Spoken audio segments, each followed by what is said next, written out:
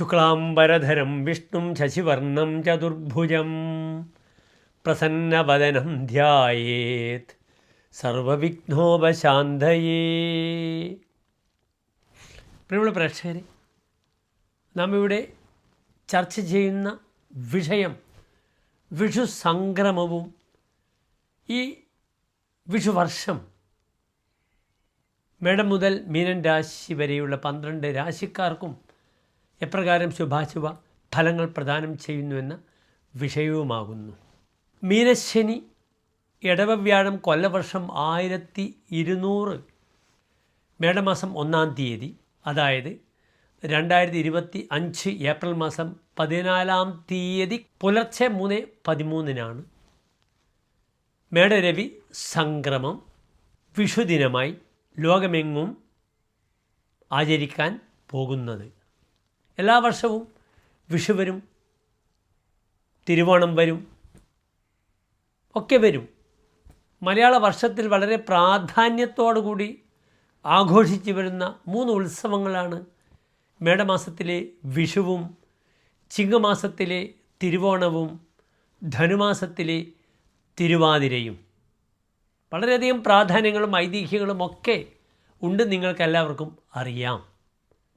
ഇവിടെ മേടത്തിൽ രവി സംക്രമിക്കുന്ന ഈ മാസം വസന്ത ഋതുവാകുന്നു. സൂര്യൻ മേടത്തിലേക്ക് സംക്രമിക്കുന്നത് ചോതി നക്ഷത്രം 2-ാം പാദത്തിലും പ്രതിപദം കറുത്തപക്ഷത്തിലെ പ്രഥമ തിഥിയിലും പന്നി കരണത്തിലും വജ്രനാമ ചന്ദ്രാർക്ക യോഗവും കൂടിയ സമയമാണ്. തുലാൻ രാശിയിലാണ് ചോതി നക്ഷത്രം, നിങ്ങൾക്ക് ഏവർക്കും അറിയാം, തുലാൻ രാശിയാണ്. തുലാൻ രാശിയിലാണ് മേഷരവി സംക്രമം. അന്ന് തത്സമയം വരുന്നത് കുംഭ ലഗ്നത്തിലാണ് ഈ മേഷരവി സംക്രമം വരുന്നത്. അതിനാൽ സാമാന്യമായി നമുക്ക് ഫലം പറയേണ്ടിയിരിക്കുന്നു. മേടം മുതൽ 12 രാശിക്കാരുടെയും ഫലം നമുക്ക് ഓരോ രാശിയിലുമായി ചർച്ച ചെയ്യാം. പക്ഷേ ഈ വരുന്ന സമയം കുംഭൻ രാശിയിലാണ്. അതിനാൽ വളരെയധികം നന്മകൾ പ്രദാനം ചെയ്യുന്ന ഒരു സമയത്താണ് മേടരവി സംക്രമം. ഇന്ന് കുംഭൻ ലഗ്നത്തിൽ ഗ്രഹങ്ങളൊന്നുമില്ല. 2-ാം ഭാവത്തിൽ സൂര്യൻ, ബുധൻ, ശുക്രൻ, രാഹു, ശനി, 4-ൽ വ്യാഴം, 6-ാം ഭാവത്തിൽ ചൊവ്വ, അഷ്ടമത്തിൽ കേതു, 9-ാം ഭാവത്തിൽ ചന്ദ്രൻ. ഇങ്ങനെയാകുന്നു ഗ്രഹസ്ഥിതി. സൗഭാഗ്യാത്മജ മിത്രബന്ധു ധനവാഗ് ധർമ്മസ്ഥിതേ ശീതകവും. 9-ാം ഭാവത്തിൽ പൗർണമി കഴിഞ്ഞ് പിറ്റേന്നാൾ ഉള്ള ചന്ദ്രനാണ്. ചന്ദ്രൻ ബലവാനാണ്. അതിനാൽ സൗഭാഗ്യങ്ങളും സന്താനശ്രേയസ്സും സുഹൃത്തുക്കളും ഒക്കെ ഭജിക്കും, പ്രാപിക്കുമെന്ന നല്ലൊരു ഫലമാണ് പറഞ്ഞിരിക്കുന്നത്. ഈ കുംഭം രാശി ആത്മീയമായ വിഷയത്തിൽ വളരെയധികം ഫലങ്ങൾ നൽകുന്നൊരു രാശിയാണ്. ഇവിടെ 4-ൽ വ്യാഴമാണ്. സുഖി. ഈ കുംഭൻ രാശിക്കാർക്ക് ഈ വർഷം വിഷു വർഷം ഈ കുംഭം ലഗ്നം ജനറലായി വന്നതുകൊണ്ട് ആത്മീയമായ സുഖങ്ങളിൽ വളരെയധികം അറിവ് ലഭിക്കുവാനും യാത്ര ചെയ്യുവാനുമുള്ള ഒരു സൗഭാഗ്യം പ്രദാനം ചെയ്യും. ഗൃഹം, ഗൃഹനിർമ്മാണങ്ങൾ, ഭൂമി വാങ്ങൽ, ഇതൊക്കെ തന്നെ ഈ വിഷുവർഷത്തിൽ നടക്കും. വിവാഹ വിഷയം വളരെ നന്നായിട്ട് നടക്കും. ഇവിടെ കുംഭലഗ്നത്തിൻ്റെ 7-ാം ഭാവാധിപത്യമുള്ള ഗ്രഹം ആരാകുന്നു? സൂര്യനാകുന്നു. സൂര്യൻ ഉച്ചസ്ഥനാകുന്നു. യാത്ര പുറപ്പെടുന്നവർക്ക് വളരെ അനുകൂലമായിരിക്കും. ദാമ്പത്യ ശ്രേയസ് വളരെയധികം അനുകൂലമായിട്ട് വരും. വളരെ നല്ല വാക്കുകൾ ഉപയോഗിച്ച് സുവാക്യ, നല്ല വാക്യത്തിലൂടെ, നല്ല വാക്കുകളിലൂടെ സൗഹൃദങ്ങളും ധനപരമായ അഭിവൃദ്ധിയും ഉണ്ടാക്കാൻ ഈ വിഷുവർഷം എല്ലാവരെയും ഉപകരിക്കുന്നതാണ്. ഇത് സാമാന്യ ഫലമാണ്. ഇവിടെ ഏറ്റവും പ്രധാനപ്പെട്ട ചിന്തിക്കേണ്ടുന്നൊരു വിഷയം സന്താന വിഷയത്തിൽ വളരെയധികം ശ്രദ്ധിക്കേണ്ടിയിരിക്കുന്നു. കാരണം സന്താനപതിയാഗ്രഹം നീചസ്ഥനാണ്, ബുധൻ ദുർബലമാണ്. അഷ്ടമഭാവത്തിൽ കേതുവുണ്ട്, 6-ാം ഭാവത്തിൽ നീചസ്ഥനായി ചൊവ്വയുമുണ്ട്. അതിനാൽ മക്കളുടെ സന്താനങ്ങളുടെ വിഷയത്തിൽ മാതാപിതാക്കൾ വളരെയധികം ശ്രദ്ധിക്കേണ്ടിയിരിക്കുന്നു. നിത്യവും നാം ശ്രവിക്കുന്ന, കേൾക്കുന്ന, കാണുന്ന വാർത്തകൾ അങ്ങേയറ്റം ഭീതിതങ്ങളാണ്, ഭീതി ജനിപ്പിക്കുന്നവയാണ്. അതിനാൽ മക്കളുടെ സ്വഭാവ രൂപീകരണത്തിലും സ്വഭാവ സംസ്കാരത്തിലും വളരെയധികം ശ്രദ്ധ പുലർത്തണം രക്ഷിതാക്കൾ. മക്കളെ കൊണ്ട് ദുഃഖം അനുഭവിക്കുന്ന ഒരു വലിയ ഫലം അന്തർലീനമായി ഈ കുംഭം ലഗ്നം വന്നതിലുണ്ടാകുന്നു. സന്താനപതി നീചസ്ഥനാണ്. അതിൻ്റെ യോഗങ്ങളൊന്നും തന്നെ നല്ലതിനല്ല. അതിനാൽ മക്കളുടെ വ്യക്തിത്വ വികാസത്തിന് പ്രാധാന്യം കൊടുക്കണം. മക്കൾ നമുക്ക് അടങ്ങാത്ത മക്കളാണെങ്കിൽ അവരെ സൈക്കോളജിക്കലി അല്ലെങ്കിൽ മാനസികമായ പിരിമുറുക്കങ്ങൾ അവരിൽ നിന്നും ഒഴിവാക്കുന്ന രീതിയിലുള്ള ചികിത്സകൾ തേടണം. നല്ല ഹീലേഴ്സിനെ നിങ്ങൾ സമീപിച്ചിരിക്കണം. അപ്രകാരം തന്നെ മക്കളുടെ അനാവശ്യമായ രാത്രി യാത്രകൾ, സൗഹൃദങ്ങൾ, ഡ്രഗ്സുമായി ബന്ധപ്പെടുന്ന വിഷയങ്ങൾ, ഇതൊക്കെ തന്നെ പ്രിയമുള്ള രക്ഷിതാക്കൾ ശ്രദ്ധിക്കേണ്ടുന്നു. ഈ ഒരു വിഷു സംക്രമ ഫലത്തിൽ വരുന്ന കുംഭം ലഗ്നമായി വന്നതിനാൽ മറ്റെല്ലാ വിഷയങ്ങളിലും വളരെ അനുകൂലമാണ്. പിന്നെ ശ്രദ്ധിക്കേണ്ട വിഷയം, സഹോദര ഗുണം വളരെ കുറയുന്നു. കർമ്മമേഖലയിൽ വളരെ ശ്രദ്ധാപൂർവം മാത്രം നീങ്ങുക, അല്ലെങ്കിൽ കർമ്മമേഖലയിൽ അശാന്തത കൈവരുന്ന ഒരു സമയം ഈ രാശിയിൽ കാണുന്നുണ്ട്. ഇപ്പോൾ നാം ചിന്തിച്ച കുംഭം ലഗ്നത്തിന് ബാധാസ്ഥാനത്താണ് ചൊവ്വ നിൽക്കുന്നത്. അതിനാൽ കർമ്മമേഖലയിൽ അശാന്തത, കർമ്മം നഷ്ടപ്പെടുക, ജോലി നഷ്ടപ്പെടുക, ജോലി വിഷയത്തിൽ വളരെയധികം ശ്രദ്ധിക്കുക, ഇങ്ങനെയുള്ള സാമാന്യ ഫലങ്ങൾ നമുക്ക് ചർച്ച ചെയ്യേണ്ടിയിരിക്കുന്നു. പിന്നെ വിഷുവിൻ്റെ പ്രാധാന്യം എൻ്റെ പ്രിയപ്പെട്ട പ്രേക്ഷകർക്ക് ഒക്കെ തന്നെ അറിയാം. വിഷു ഒരു കാർഷികോത്സവമാകുന്നു. മലയാളികൾക്ക് ഒരു പുതുവർഷത്തിൻ്റെ ആരംഭമാകുന്നു വിഷു. വിഷുവെ ആധാരമാക്കിക്കൊണ്ടാണ് നാം എല്ലാവരുടെയും ശുഭാശുഭ ഫലങ്ങൾ ആയിരക്കണക്കിന് ജ്യോതിഷികൾ യൂട്യൂബിലൂടെയും അല്ലാതെയും മാസികകളിലൂടെയും വാരികകളിലൂടെയും പ്രവചിച്ച് വരുന്നത്. വിഷുവിന് വളരെയധികം പ്രാധാന്യമുണ്ട്. ഈ വിഷുക്കാലത്തുണ്ടാകുന്ന ഫലങ്ങളെല്ലാം തന്നെ ഒരു വർഷത്തേക്ക് അനുകൂലമായോ പ്രതികൂലമായോ വരുമെന്നാണ് ചിന്തിക്കേണ്ടിയിരിക്കുന്നത്. അതിനാൽ സസൂക്ഷ്മം നമുക്ക് ഓരോ രാശിക്കാരുടെയും ഈ വിഷു ഫലത്തെ ചിന്തിക്കാം.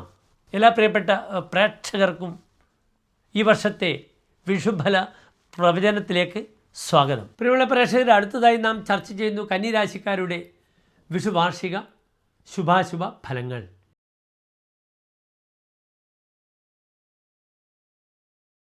കന്നിരാശി എന്നാൽ ഉത്തര നക്ഷത്രത്തിൻ്റെ അവസാനത്തെ 45 നാഴിക, അത്തം ചിത്ര നക്ഷത്രത്തിൻ്റെ ആദ്യത്തെ 30 നാഴിക വരുന്ന 2 നക്ഷത്ര സമൂഹങ്ങൾ. കന്നിരാശിക്കാർക്ക് ഇന്ന് രാശിയിൽ കേതു, 2ാം ഭാവത്തിൽ ചന്ദ്രൻ, 7ാം ഭാവത്തിൽ ബുധൻ, ശുക്രൻ, ശനി, രാഹു, അഷ്ടമത്തിൽ സൂര്യൻ, 9ാം ഭാവത്തിൽ വ്യാഴം, 11ാം ഭാവത്തിൽ ചൊവ്വ. ഇവിടെ കന്നിരാശിക്കാർക്ക് രാശിധിപനായ ഗ്രഹം ബുധൻ നീചസ്ഥാനത്ത് 7ാം ഭാവത്തിൽ നിൽക്കുന്നു. ഒരു ഗ്രഹം നീചസ്ഥാനത്ത് നിൽക്കുമ്പോൾ അതിൻ്റേതായ ബുദ്ധിമുട്ടുകളൊക്കെ ഉണ്ടാകും. നീചഗ്രഹേ അധപ്പതനം. ഒരു ഗ്രഹം നീചത്തിൽ നിൽക്കുമ്പോൾ അധപ്പതനം, തനിക്ക് വീഴ്ച വരും. സ്വവൃത്തേഹി, താൻ കാരണം തനിക്ക് ധാരാളം അപകടങ്ങൾ, വീഴ്ചകൾ വരും. ദൈന്യം, ദീനതയുണ്ടാകും. ദുരാചാരം, അനാവശ്യമായ ആചാരങ്ങളിൽ ഏർപ്പെടും.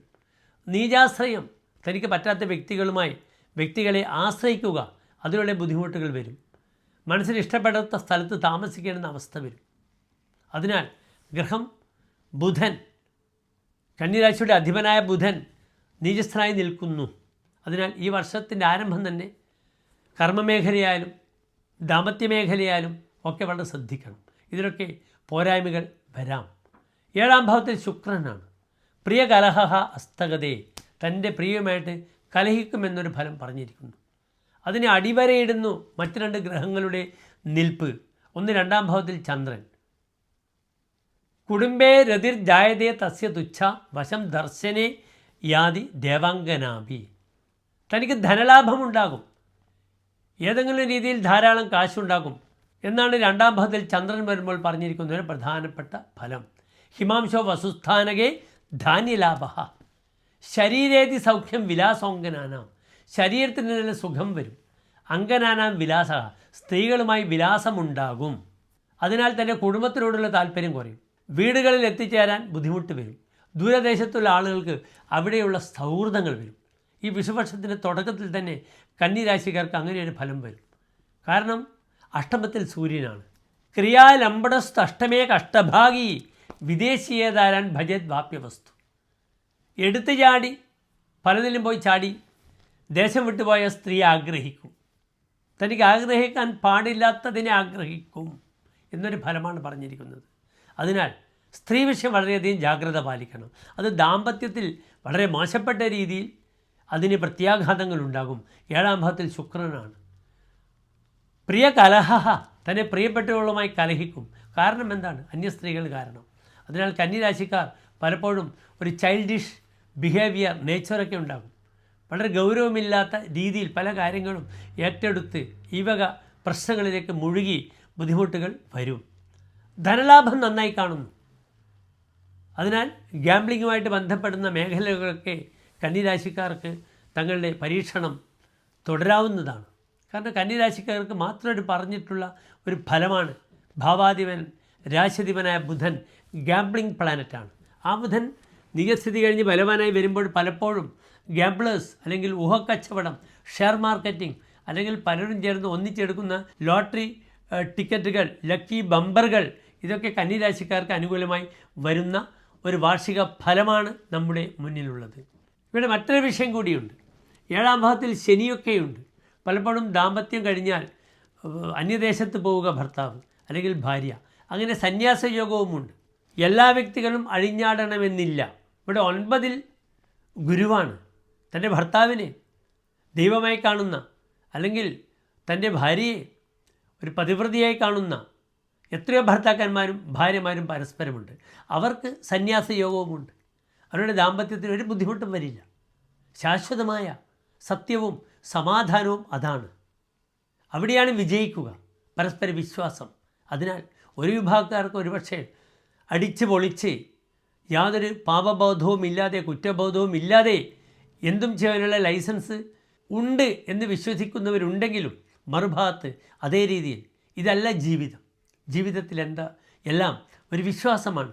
വിശ്വാസം നിലനിൽക്കട്ടെ എന്ന് പ്രാർത്ഥിക്കുന്ന വലിയൊരു വിഭാഗക്കാരുമുണ്ട്. അവർക്കും ഈ മാറ്റം വളരെ നല്ലതാണ്. കാരണം 7ാം ഭാവത്തിൽ ശുക്രൻ വരുമ്പോൾ കളത്രന്തു ശുക്രേ ഭവേത് രത്നഗർഭം, രത്നഗർഭയായ ഭാര്യ ഉണ്ടാകുമെന്നാണ്. അതിനാൽ തൻ്റെ ഭാര്യ വളരെയധികം നല്ല രീതിയിൽ കാണുവാൻ കന്നിരാശിക്കാർക്ക് കഴിയും ചെയ്യുന്നു. യോഷിതാം പരമം ദൈവം പതിഹി എന്നാണ് പ്രമാണം. സ്ത്രീകളുടെ പരമായ ദൈവം തൻ്റെ ഭർത്താവാണ്. എത്ര നാര്യസ്തു പൂജ്യന്തേ രമന്തേ തത്ര ദേവതാഹ. എവിടെയാണോ നാരികളെ, സ്ത്രീകളെ പൂജിക്കുന്നത്, അവിടെ എല്ലാ ദേവതകളും തങ്ങളുടെ കൂടെ വരുമെന്ന് പ്രമാണവുമുണ്ട്. അതിനാൽ ദാമ്പത്യം നന്നായി വരട്ടെ. മറ്റ് ബന്ധങ്ങൾ എപ്പോഴും ബന്ധനങ്ങളാകും. നമ്മുടെ കാലം അപ്രകാരമാണ്. അതിനൊന്നും ശാശ്വതമായ നിലനിൽപ്പില്ല എന്ന് ചിന്തിക്കുക കന്നിരാശിക്കാർ. ഇവിടെ കന്നിരാശിക്കാർക്ക് കർമ്മമേഖലയിൽ ബുദ്ധിമുട്ടുകളുണ്ട്. ഒരുപക്ഷെ കർമ്മമേഖല ജോലി നഷ്ടപ്പെടുക, അല്ലെങ്കിൽ മറ്റു ചില ദൗത്യങ്ങൾ ഏറ്റെടുക്കുക.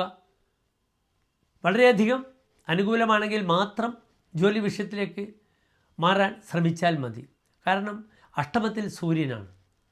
നൃപശിവ പിതൃകോപ, നൃപൻ്റെ കോപം, രാജാവിൻ്റെ കോപം ഉണ്ടാകുമെന്നാണ് പറഞ്ഞിരിക്കുന്നത്. അതിനാൽ കർമ്മമേഖലയിൽ തൻ്റെ ഉന്നത ഉദ്യോഗസ്ഥരുമായി അപ്രിയമുണ്ടാവുക, അല്ലെങ്കിൽ ഉന്നത ഉദ്യോഗസ്ഥന് സർക്കാരിൽ നിന്നും കേസുകൾ ഉണ്ടാവുക. പലപ്പോഴും അമിതമായ ധനം കുമിഞ്ഞുകൂടും. കൈക്കൂലി വാങ്ങുന്നവർക്കൊക്കെ അത് ലഭിച്ചാൽ തന്നെ അത് സൂക്ഷിച്ച് വെക്കുവാനും, അല്ലെങ്കിൽ ആ കാശ് എന്ത് ചെയ്യണമെന്നറിയാതെ ബുദ്ധിമുട്ട് വരും. പെട്ടെന്ന് വിജിലൻസിൻ്റെ അന്വേഷണം വരും. അതാണ് അഷ്ടമത്തിൽ സൂര്യൻ വന്നാലുള്ള ദോഷം. നൃപൻ്റെ കോപം, രാജകോപം. അതിനാൽ അന്യായമായിട്ട് ആർജിക്കുന്ന ധനം ആ രീതിയിൽ തന്നെ പോകും. ചാണക്യൻ പറഞ്ഞിട്ടുണ്ട്, ചാണക്യ സംഹിതയിൽ, അന്യായേന ആർജിതം ധനം തന്യായേന വിനശ്യതി. നിങ്ങൾ അന്യായമായി ഉണ്ടാക്കിയാൽ അതേ ന്യായത്തിൽ തന്നെ അത് നഷ്ടപ്പെടുമെന്ന് പറഞ്ഞിട്ടുണ്ട്.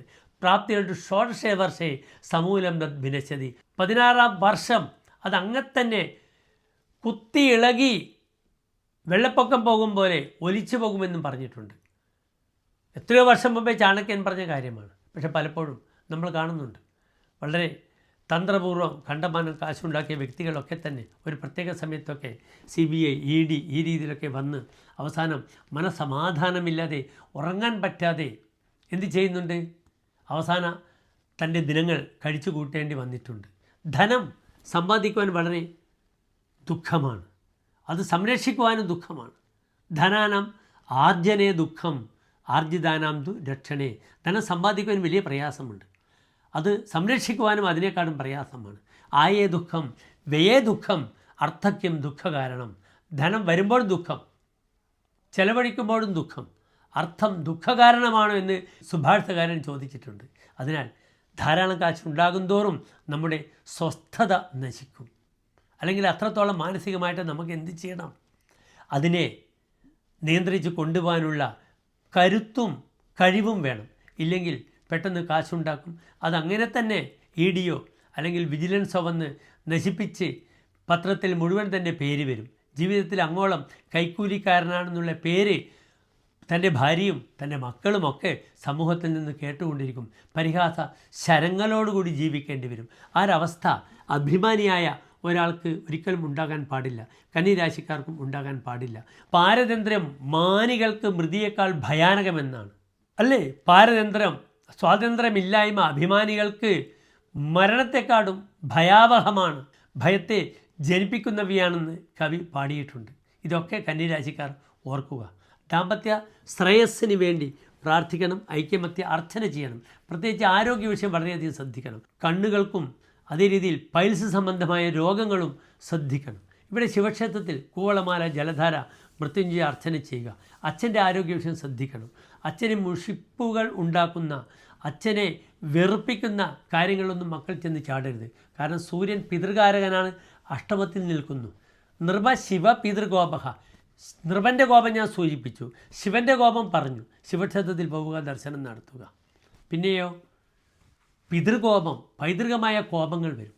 അതിനാൽ പിതാവിൻ്റെ വിഷയത്തിൽ ജാഗ്രത പാലിക്കുക. അവർക്ക് വേണ്ട സൗകര്യങ്ങൾ ചെയ്തു കൊടുക്കണം, അവരെ ശുശ്രൂഷിക്കണം, അവർ പറയുന്നത് കേൾക്കണം. ധനം വേണമെങ്കിൽ ധനം കൊടുക്കണം.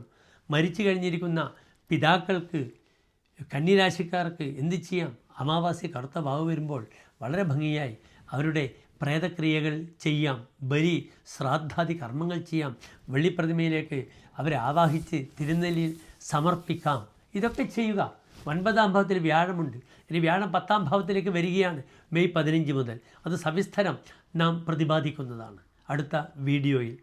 എല്ലാ പ്രിയപ്പെട്ട കന്നിരാശിക്കാർക്കും ശോഭനമായ വിഷു ആശംസിക്കുന്നു. നന്ദി, നമസ്കാരം.